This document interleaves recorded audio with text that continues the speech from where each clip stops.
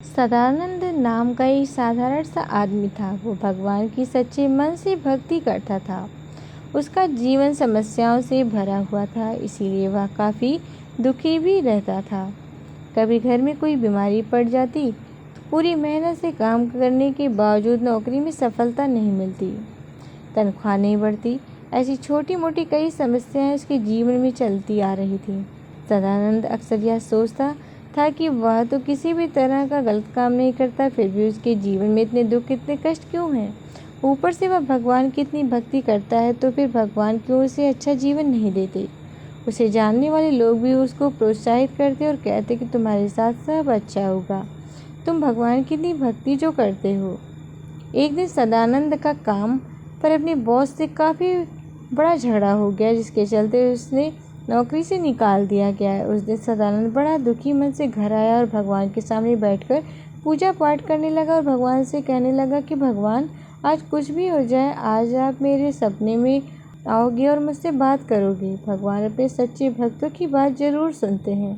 और उस दिन भी कुछ ऐसा ही हुआ। रात को जब सदानंद सो रहा था तो उसके सपने में भगवान आए। भगवान को अपने आसपास सदानंद ने अपना मन भगवान के सामने हल्का करना शुरू कर दिया। वह अपनी समस्याओं के बारे में बोलता ही गया। तो जब उसने अपने मन के सारे विचार भगवान के आगे निकाल दिए, तब भगवान ने उससे कहा, बताओ तुम क्या चाहते हो? सदानंद बोला, भगवान जी, मैं आपका भक्त हूँ, मैं कोई गलत काम नहीं करता, फिर भी मेरे जीवन में इतना दुख क्यों है? मैं देखता हूँ कि जो गलत काम करते हैं, सही राह पर नहीं चलते, वह बड़े मौज शौक से जीवन जीते हैं, ऐसा क्यों? भगवान ने सदानंद से कहा, यह सब एक चक्र है जो कई जन्मों के पाप पुण्य के हिसाब से चलता है। सबको अपने अपने हिसाब के कष्ट भोगने ही पड़ते हैं। फिर भी तुम मेरे सच्चे भक्त हो, इसीलिए मैं तुम्हें एक उपाय बताता हूँ।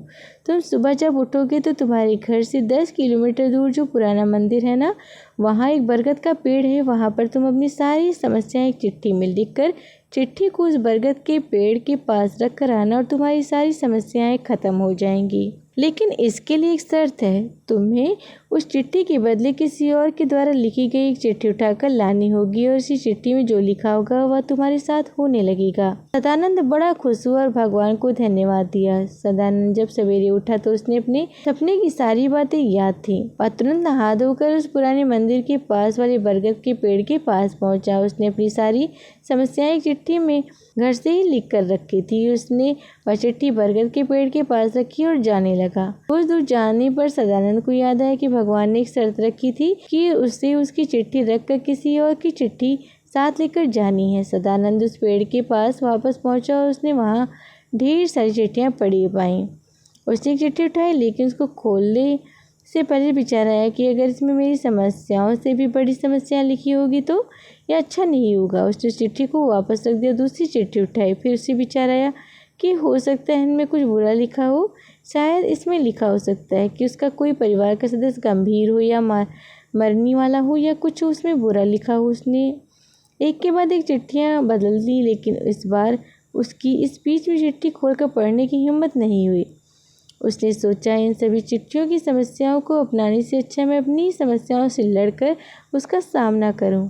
सदानंद ने अपनी लिखी हुई चिट्ठी को उठाई और वहां से अपनी खोल लौटाया। दोस्तों, कई बार जीवन में समस्याएं आती हैं, लेकिन उन समस्याओं से भागकर कभी उनको खत्म नहीं किया जा सकता। उन्हें खत्म किया जा सकता है उनका सामना करके। दूसरों के जीवन से तुलना करके दुखी होने से अच्छा है हम अपने जीवन की प्रॉब्लम्स को अच्छे से समझें, उनके मूल कारण तक पहुँचे और उनसे छुटकारा पाएं।